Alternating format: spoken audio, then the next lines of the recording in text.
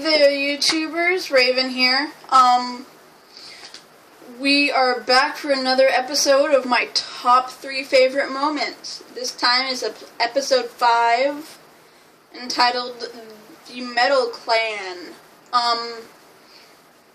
This episode was basically about Lin Beifong's family and her unsettling thing, whatever it is, with her sister. So, I don't really think many big things happened in this episode. It kind of felt like, it wasn't a filler because it needed to happen, but it wasn't an exciting, gripping episode. It was an interesting episode. It was one for those who like to think on what happens, which I do. I like to figure things out before they happen. I'm just like that. It's like, if I watch a crime show, I like to figure out who's doing the killing before the cops do, and I'm always ecstatic when I get it right. Or like Doctor Who, I like to figure out what's going to happen before it happens. Same with this. I like to figure things out.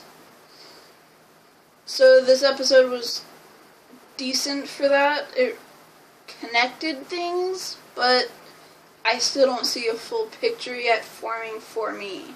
So, can't wait for next week's episode. Maybe it'll help me. Okay, so getting on to my top 3. Remember, there's going to be an extra one at the end, and it will be something that furthers the overall story.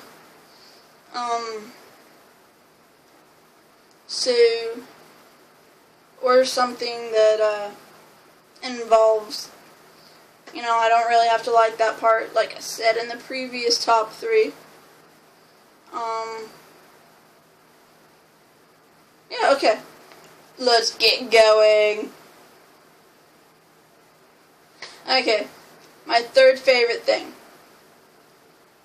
Number 3 on my top 3 is the statue of Toph. It was like an epic metal statue, and it was her in her prime. It's a version of Toph we gotten to see one glimpse when, in the first season, when Aang showed Korra about, the bloodbender, and we got to see her one time! But now we get a metal sculpture. Just like Aang has one outside of Republic City. He gets that sculpture, and Toph gets this one. I thought it was pretty cool, because she didn't really invent a style of bending. It was already there, and it could happen. She just discovered it and put it to good use. So, and she's the mother of the top 2 metalbenders. Her oldest daughter, Lin Beifong, went to become the chief of police in Republic City. And her second child, Su Yin,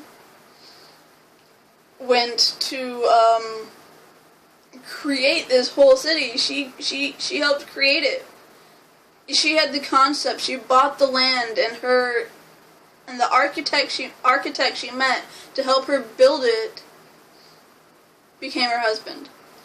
But that's beside the point. So, really, Toph is the matriarch of the metal bending community. She's the reason that it exists in the form that it does.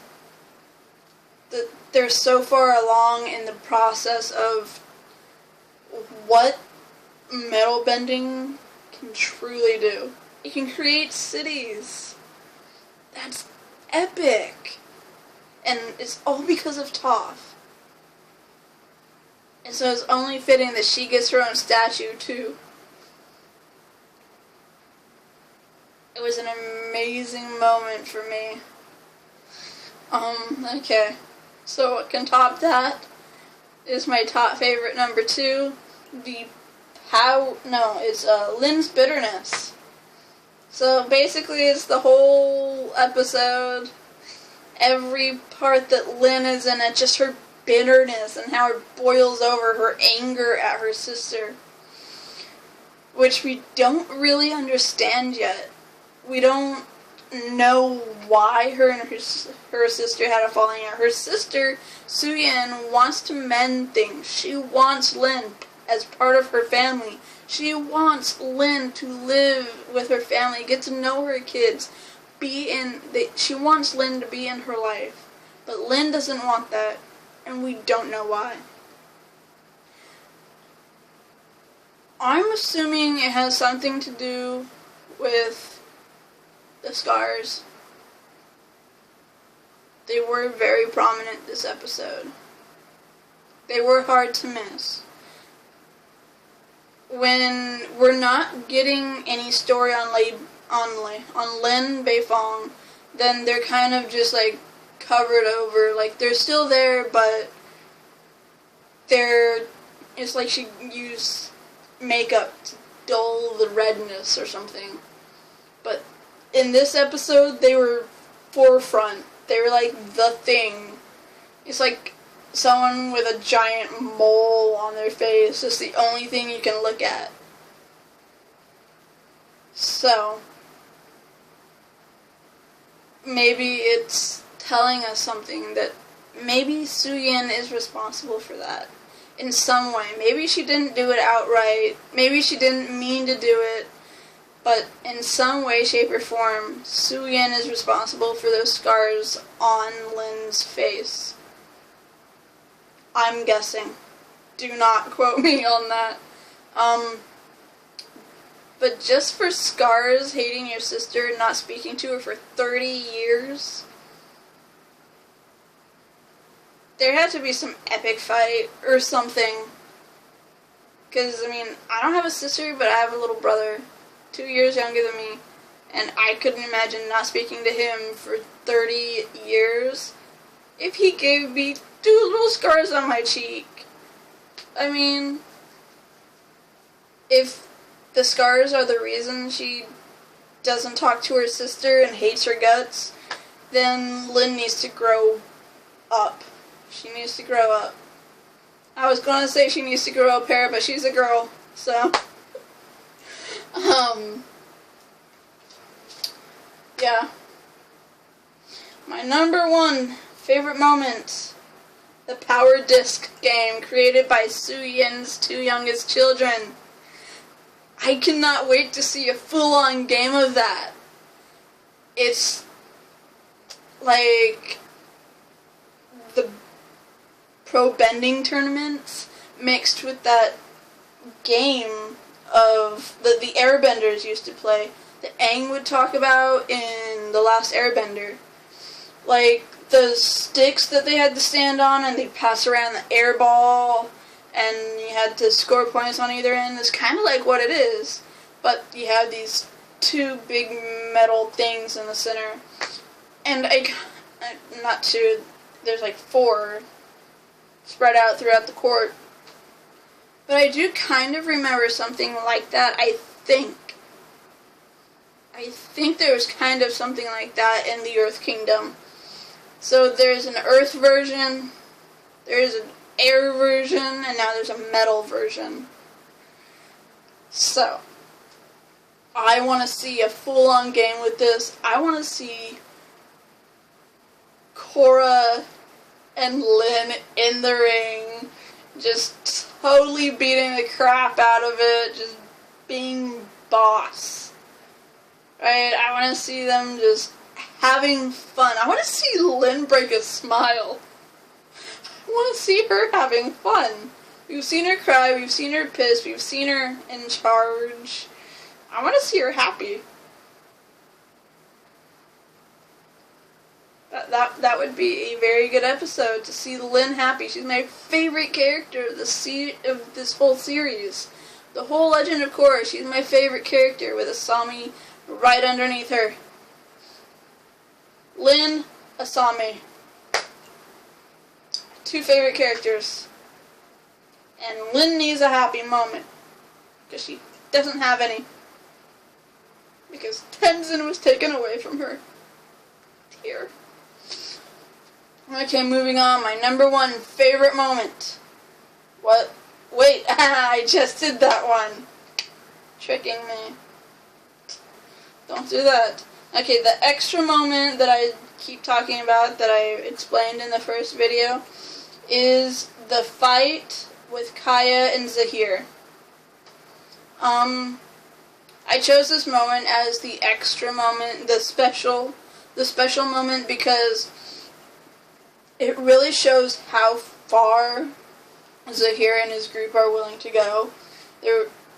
They infiltrated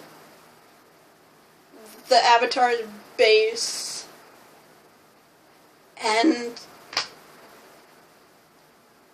almost succeeded in getting to the Avatar. I mean, if Korra went with Tenzin, then Zahir probably wouldn't have been in Tenzin's office.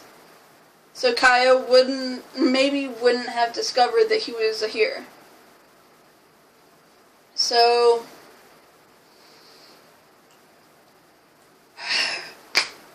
Zahir is smart.